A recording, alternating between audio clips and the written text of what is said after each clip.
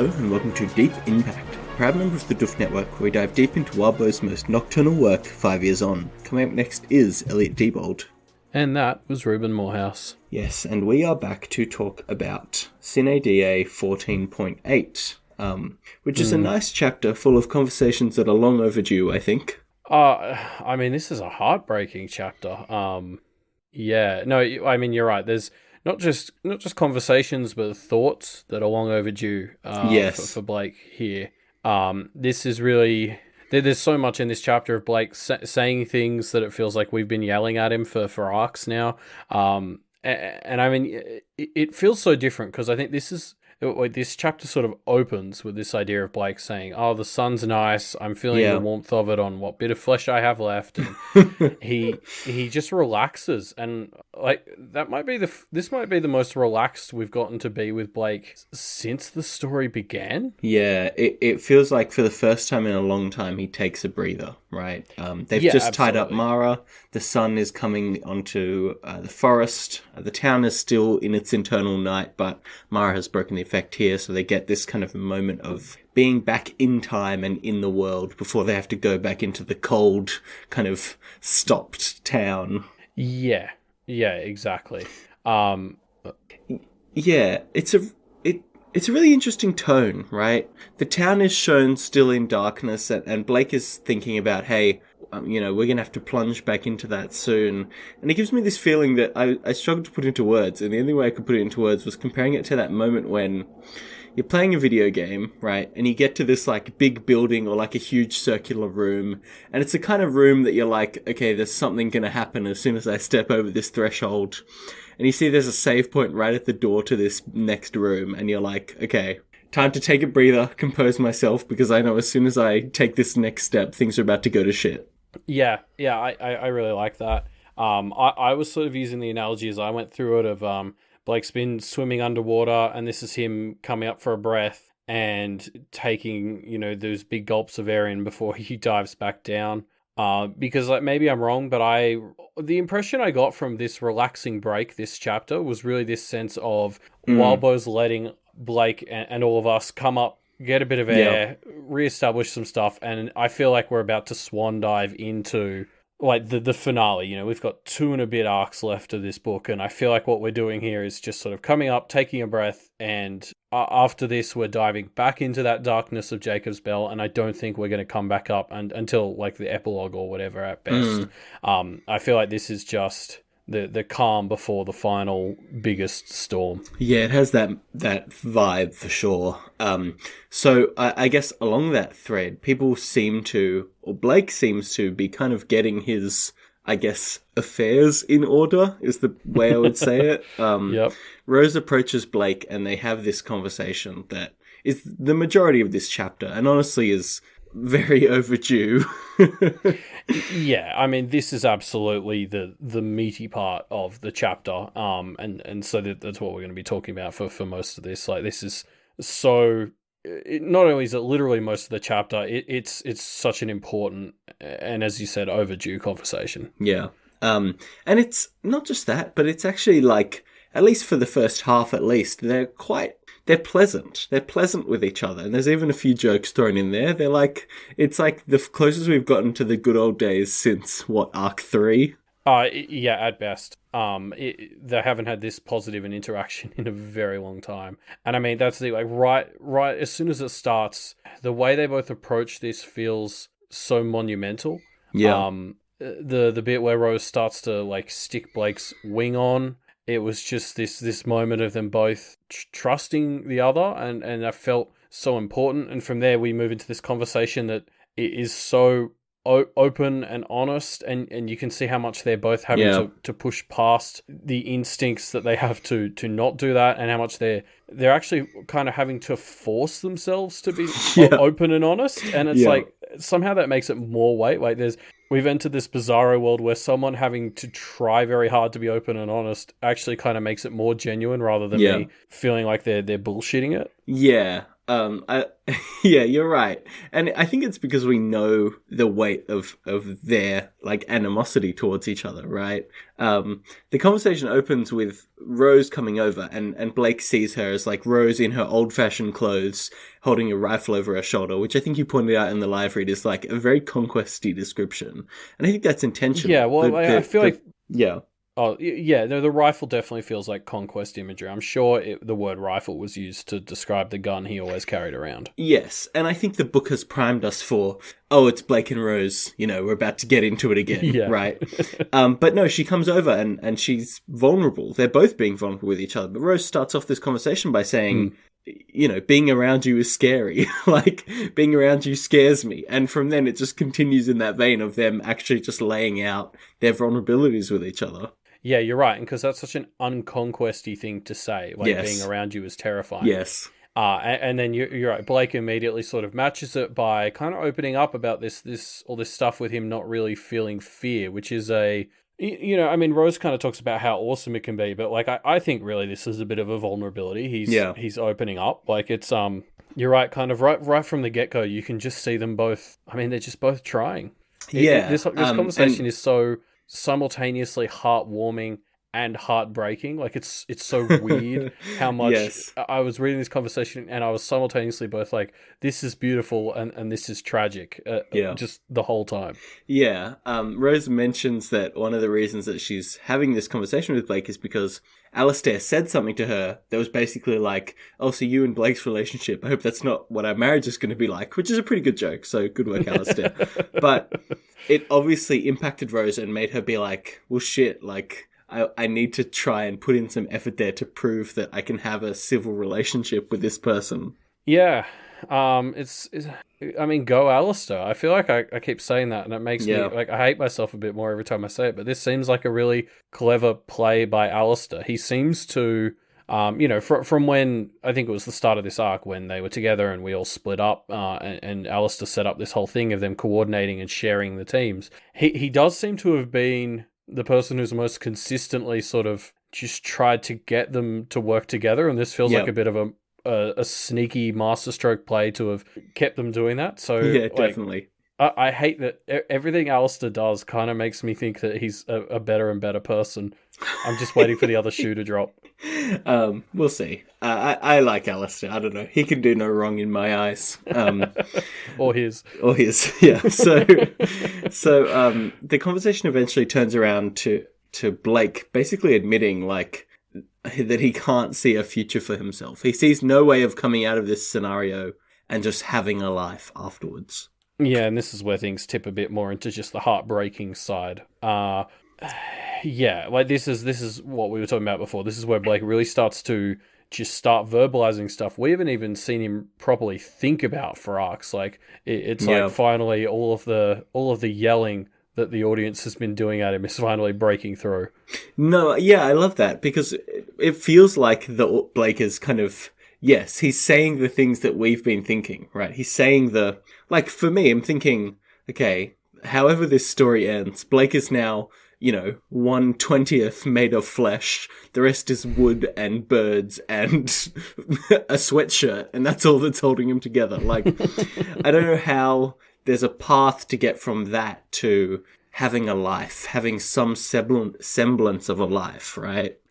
Yeah, we haven't yet seen any evidence that he can grow back flesh bits. Yeah. Like, we've only seen the Abyss replace and take. We've never seen it have to give. And like, I think at one point he points out basically all he has left is a sliver of flesh and his eyes. And I'd actually question the eyes part of that based on what we've seen and like what happened with her. So yeah, you're right. Like even a 20th feels like it's overblown. There's a shred. There's like 50 grams of Blake, average to maybe 70 kilos, 80 kilos. Like, there's a very, very tiny amount of him left. And even if we find some way for him to get back bits of it, I can't believe that it would be a significant amount anytime quickly.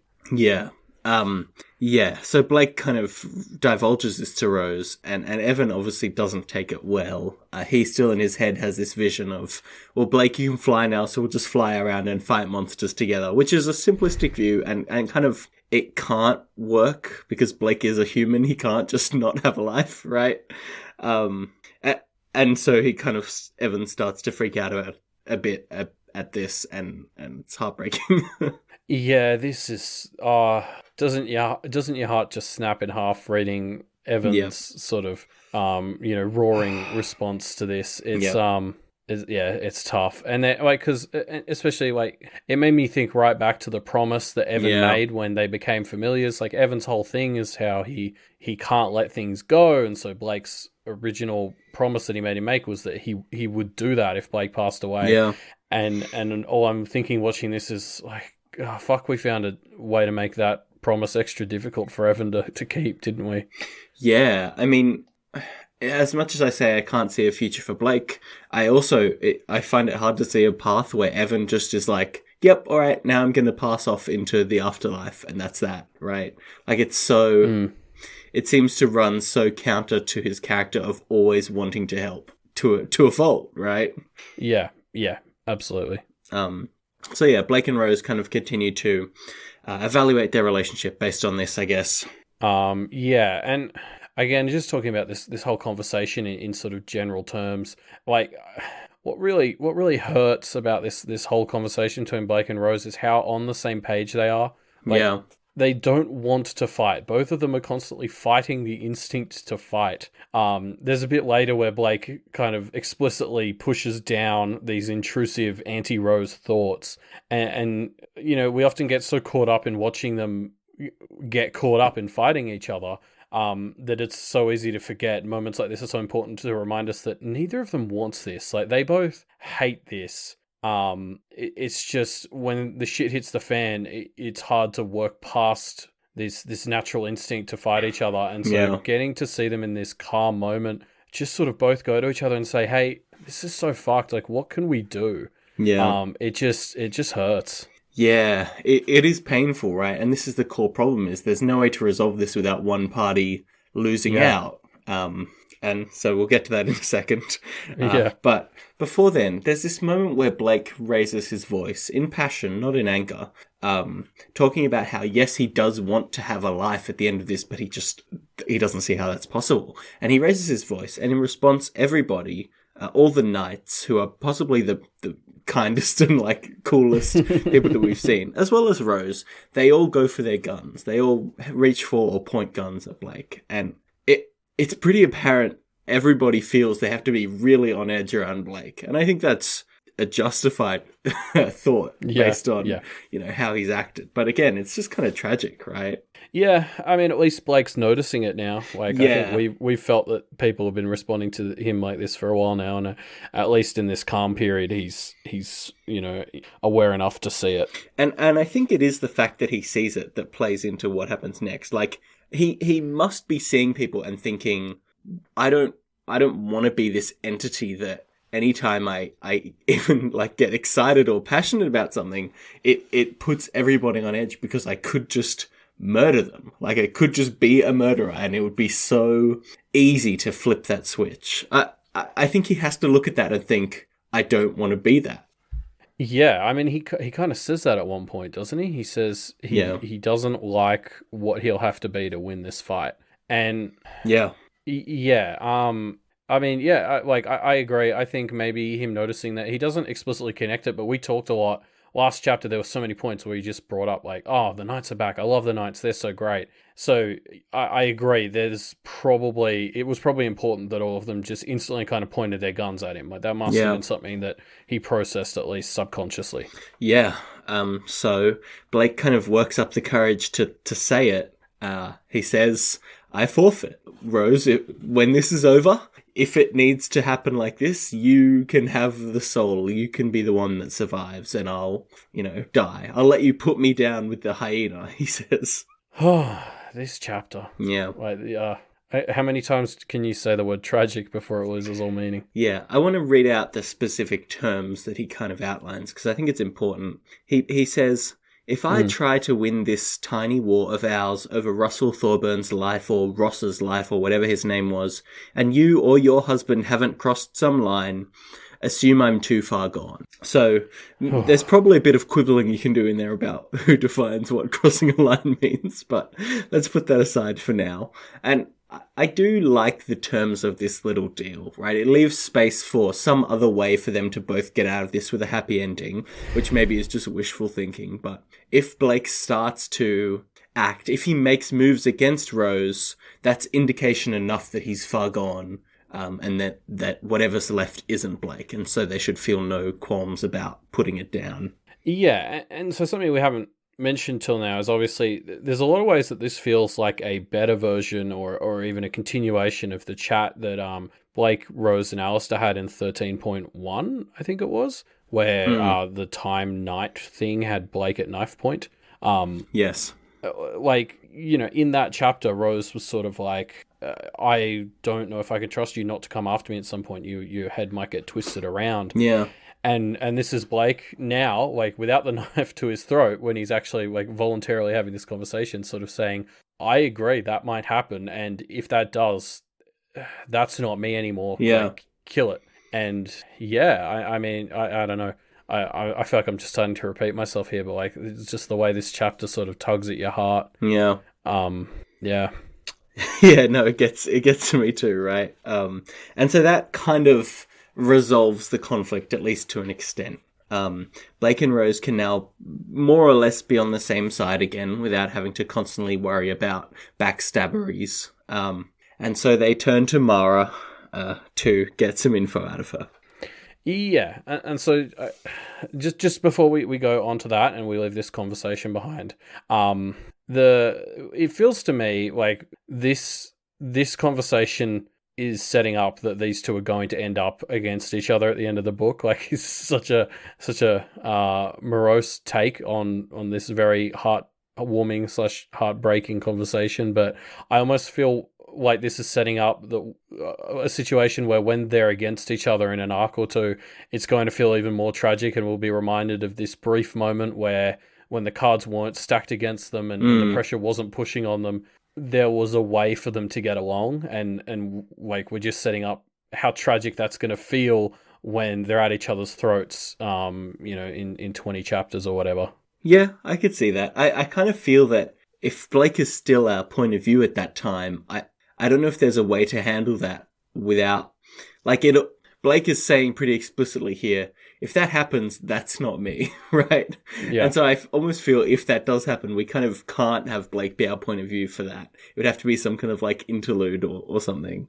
Yeah, maybe. Or I could even see it getting to the point where our point of view is still the thing that is in Blake's body that even Blake says we should not call Blake. Like, you know, Yeah. if he crosses that threshold, we could be watching the final battle. Jake. Maybe, we'll be rooting for Rose. Yeah, interesting. But seeing it from the perspective of the Blake thing. That would be tragic.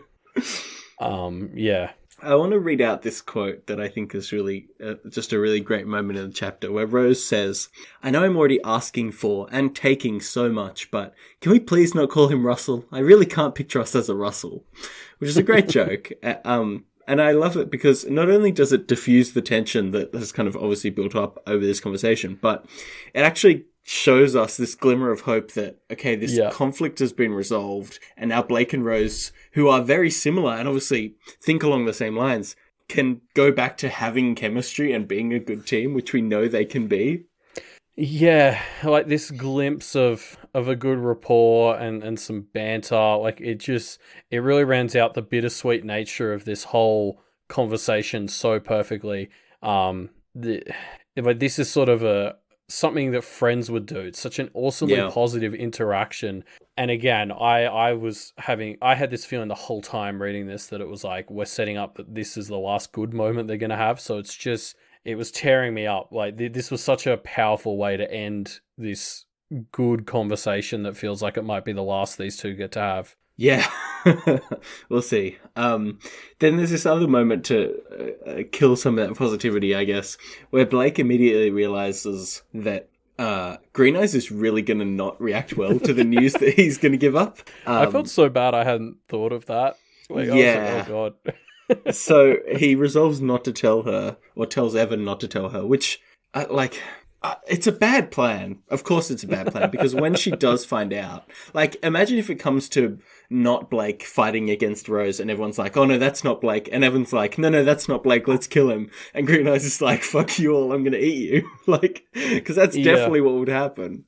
But then, of course, if they do tell her, she might just think, well, I just kill Rose, and then that'll solve the problem. Like, there's no way to win this situation. Like, in general, in stories, keeping secrets like this is almost a guaranteed recipe for, like, adding unnecessary drama.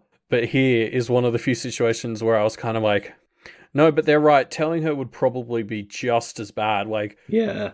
The point is, I think, yeah, she's probably going to find out at some point, and she's going to flip her lid. But I think her flipping her lid is irregardless of how she finds out. Like, she's probably, you're right, she's going to try and kill Rose if she finds out the details regarding Blake and Rose's power relationship. Yeah. I mean, at best, not telling her will point some of that anger at Blake instead of Rose, which is maybe, like, not the worst thing. I guess that's an okay idea. Like, that's the situation we're in, where it's better if we manipulate things so that she's angry at Blake. Yeah. So Blake turns to Mara now, and they start to talk. And interestingly, Rose and co kind of give Blake the space to, I don't know, revel in his win a bit, I suppose. Blake promises to Mara that by the end of this, I was going to say by the end of this night, but that's a bit of a vague term for this arc. By the end of this conversation, Mara is going to have lost all of her power. Yes, and I love how definitive Blake is with all this right from the get-go. Like, he just walks straight up and is making declarative statements. He's like, you will do this. This will happen by the end of this conversation. Yeah. And it's like, after such a touching and heartbreaking and bittersweet conversation with Rose, this feels like we're just immediately diving back into business. Like, Blake just switches straight into businessman mode. There's no messing around here. It's the shit's serious again.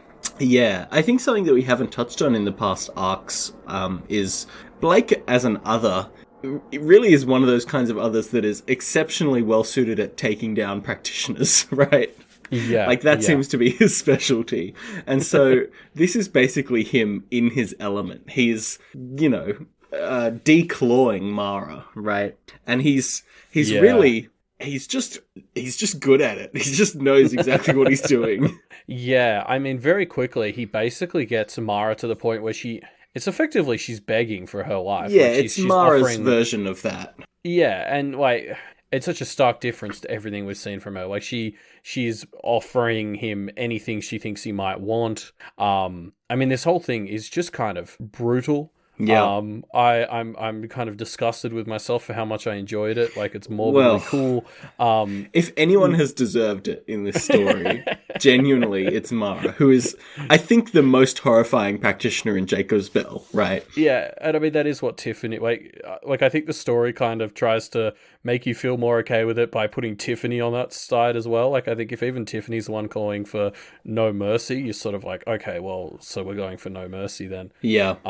And yeah, I mean, it's just this idea of not just killing her, but forcing her to, like, undo herself, like undo her pattern and release her own power.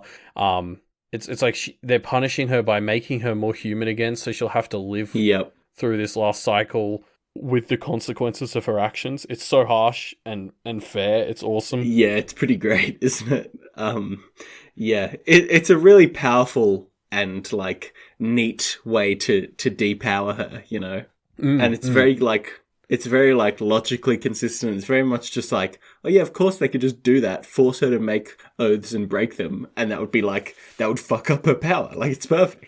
Yeah, but I think again, what's so great about it is, it's like you said, Blake just has this special knack for figuring out practitioners and knowing how to take them down, because what he realizes here is he can basically offer her a terrible choice that she's going to hate more than death, and death, but because of her pattern, he knows she's going to have to pick the not death option. Yeah. Like, that's such a... Like, it took me, like, probably about halfway through the conversation to grok why that was working, even after he sort of said it, because it's just such a galaxy brain play. I was just like, oh, that's beautiful. Yeah, regardless of what the cost is, she'll always choose it over death, right? Yeah, because she kind of has to. Yeah. So yeah, Mara's trying to bargain. She's basically at her version of desperation, and kind of half as a bargaining play, half out of spite, she reveals who's behind all of this. Johannes, and he is on his way to Hillsglade House. It looks like we're in the end game. I mean, I do love the little bit where she's like, sometimes the obvious answer is the right answer. It was Johannes. And like, as I read that, I was just kind of like, wait, why did we write Johannes off again? Like, I thought it was because Alistair said it wasn't him. Maybe I'm wrong. Yeah. So we kind of assumed it wasn't Johannes. A few times it seemed like Alistair and various others were implying that it wasn't Johannes, but it never was actually confirmed to not, like, Alistair never said, no, it's not Johannes, someone else is behind it, you know? Yeah. Not that I could pull out, at least. I had a kind of cursory look through 13X and 14.1 and some other surrounding chapters. There definitely must have been some hints. I do remember feeling like there was a hint that was sort of like, it's not Johannes, and I was like, oh, okay.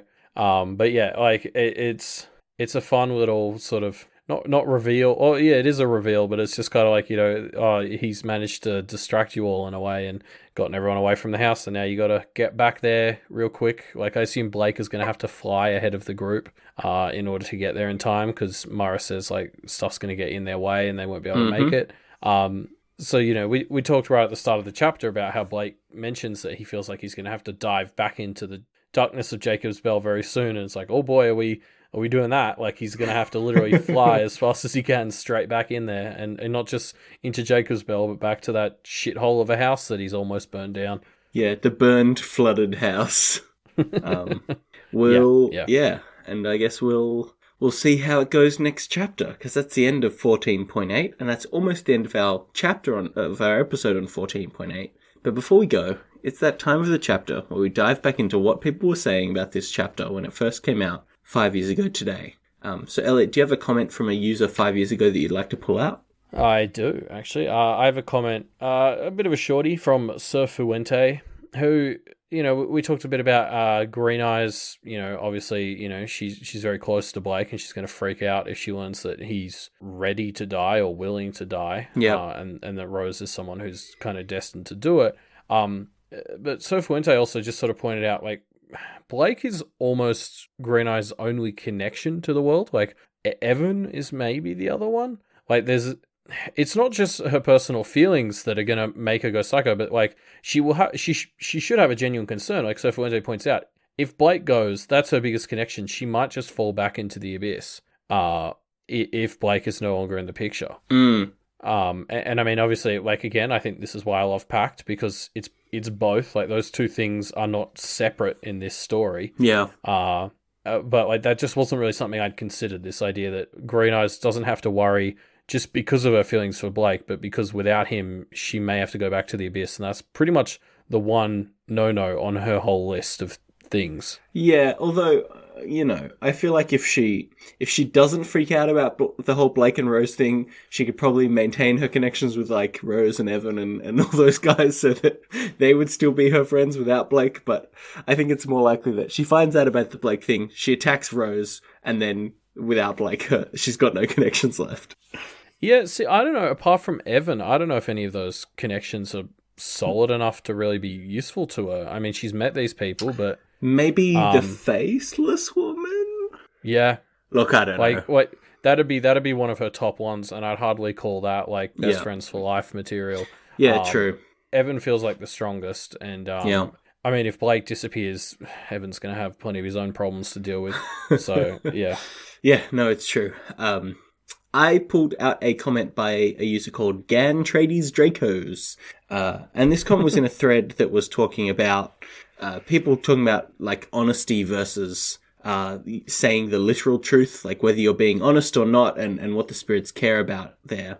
And Gan Trades Dracos kind of talks about how the karma system is pretty specific about how some things are okay and some things aren't, and it at times can seem kind of arbitrary because of this system where the spirits are these like judges, but they're also very stupid.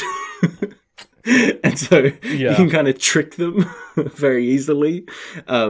And because of this, it's a weird system, and Gantradis Dracos basically says that they suspect there is somebody who intentionally set the system up this way, because that explains why it's got these weird overlaps.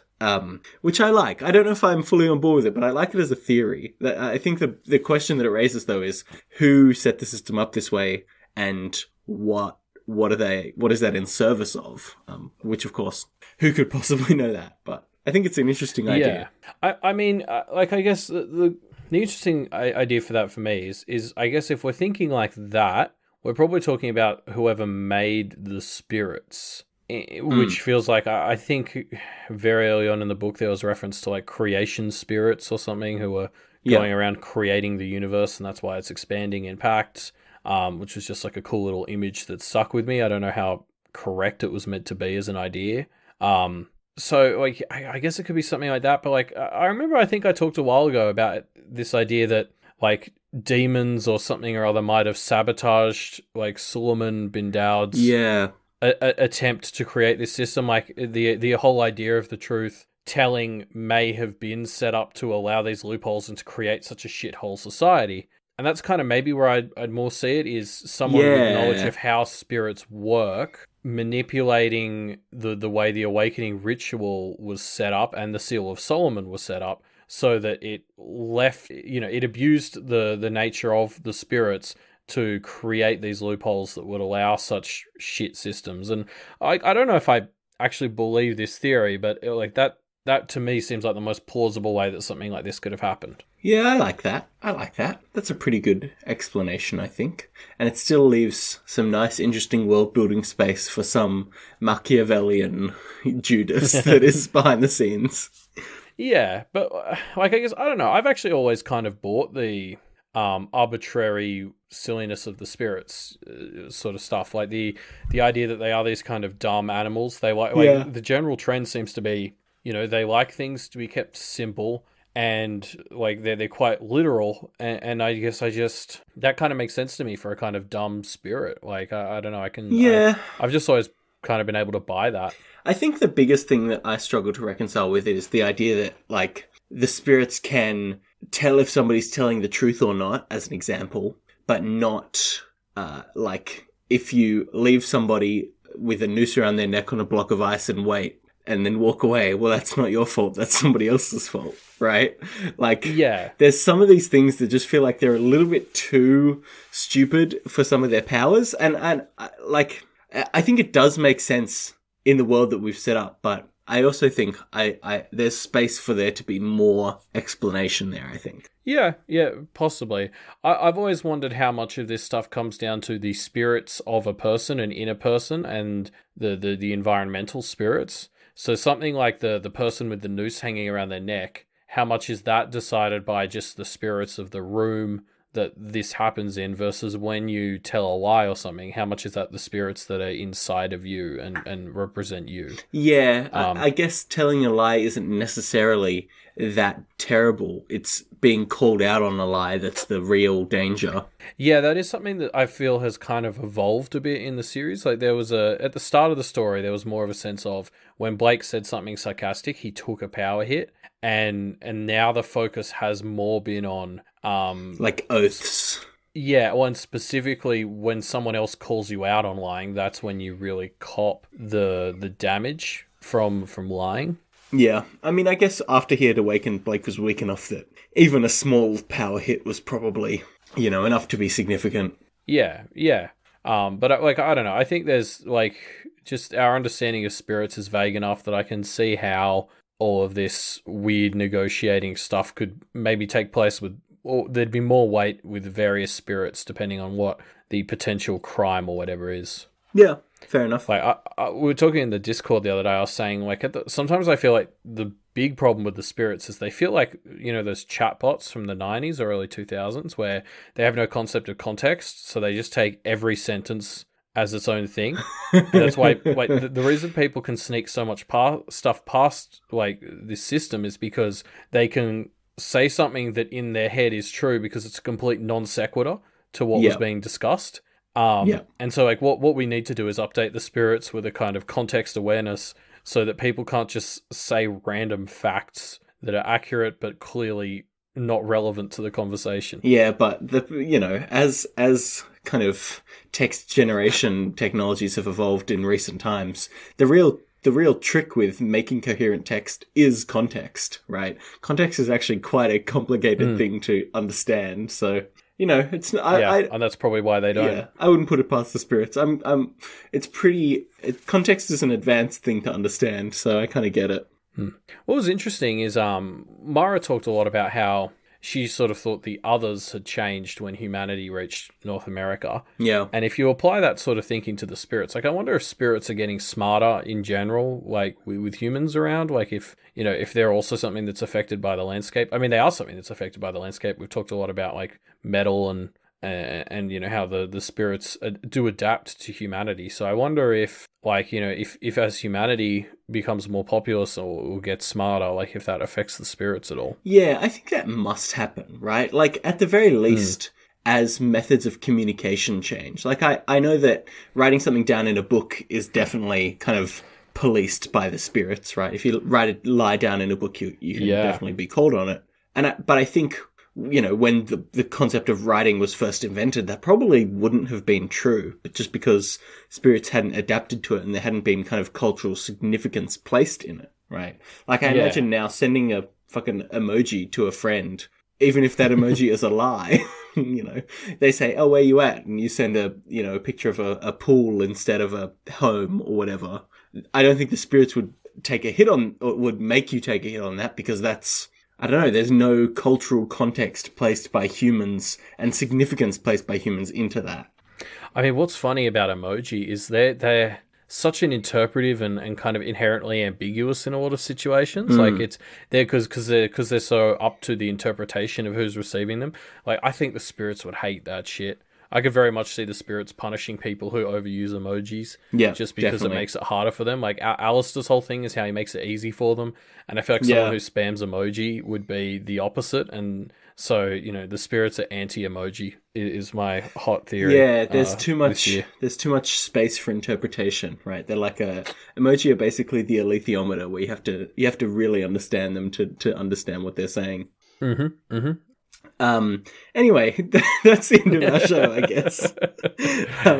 Thanks for tuning in. If you like this show, please leave us a review on your podcatcher of choice. Apple Podcasts, Stitcher, Spotify. I've been getting into Spotify lately, so do that. Yep, and there's no discussion question or anything going on, and in fact, by the time this is aired, we have recorded the episode where we're talking about the Q&A answers. Whoops. So just head into the Reddit thread that's in the show notes below and just talk about the chapter or whatever else you want, and we'll jump in with you. But there's no discussion question or Q&A stuff to do this. Yeah, this take a Christmas break. No homework from us this time. Just like Blake did this chapter, we're giving all of you a rest as well. A little day in the sunshine. What you could still do, though, is leave us your thoughts and ideas for what you might like to see from All Packed Up, our 24-hour live stream that we're doing on the 7th of March. If you have ideas for that, leave it in the discussion thread. Why not? Yes. Or tweet it at us, at our Twitter, which is at MediaMT Podcast. Yeah, and in fact, soon I think we will start publishing some of the schedule and other details related to that as we sort of start locking things in more finally. Yeah, definitely. If you like this show and you want to check out some other great shows on the Duff Media Network, then head on over to duffmedia.com. There's all kinds of great shows on there. My personal favourite is still What You Say, as it always will be. But there's all kinds of cool shows on there. Although I think it's a bit of a light week because it is obviously Christmas. Merry Christmas, I guess. This comes out, what is it today, the 24th? The 23rd. 23rd. Christmas Eve, we call it. So we won't see you for a while, but Merry Christmas. Yeah. And in fact, I think What You Say is still coming out tomorrow. Oh, cool. Yeah. If you like the shows on the Duff Media Network, why not support us on Patreon? You can go to patreon.com/duffmedia and give some money, and you get some cool cool perks. For example, for the $1 tier, you get access to our Discord and you get to vote and everything. Do the Right Thing's having a great comp right now. People submitting stories, and our patrons will be the ones who vote on which is best, which is really cool. The $5 tier, you get access to the Doof and Chills, one of which happened like 2 days ago, and you can watch the recording of that if you join now. It was we haven't done it yet because we're recording early, but it's going to be like a spoilers, like a trivia thing, right? Yeah, it's going to be it's trivia. Not spoilers, because by the time this comes out, it'll be in the past. So it's always spoilers for us. It's spoilers.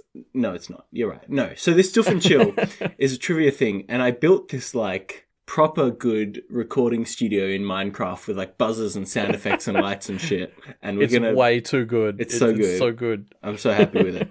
So that's where this Doof and Chill is hosted. It's going to be hosted in this virtual block-based world. Also, if you support the show, the network for $10 a month or more, you get access to our monthly bonus content. And this month for Christmas, we've done an extra bonus content where we did 12 days of Christmas-themed articles, I guess, by a bunch of different hosts from across a bunch of different Doof Media shows. So if you want to check that out, you can go to patreon.com and pay $10 and you get access to at least 10 articles with 2 more on the way. Yeah, and in fact, like, obviously by the time this airs, a lot more of them will come out, but the one that just came out as we're recording this was Daniel's one on the the Star Wars holiday special, which like was frustratingly good. Like, I'm so embarrassed reading my articles next to that one. It's beautiful. Yeah, it's a good one. And since it's Christmas, why not throw some money to Walbo? Because after all, he makes the stories that we have been talking about for many hours of our life. You can support him at patreon.com/Walbo with a recurring donation. Also, I think on that page you can find a link to do a one-time donation if you'd like to do that instead. Yes, I think those go through PayPal. Yes. Yeah. So, yeah, and apart from that, we'll see everyone on Friday, the 27th of December. So everyone have a happy Christmas, and we'll be back for Sine Die 14.9 then. Yep. Have a wonderful holiday time, and we'll see you soon.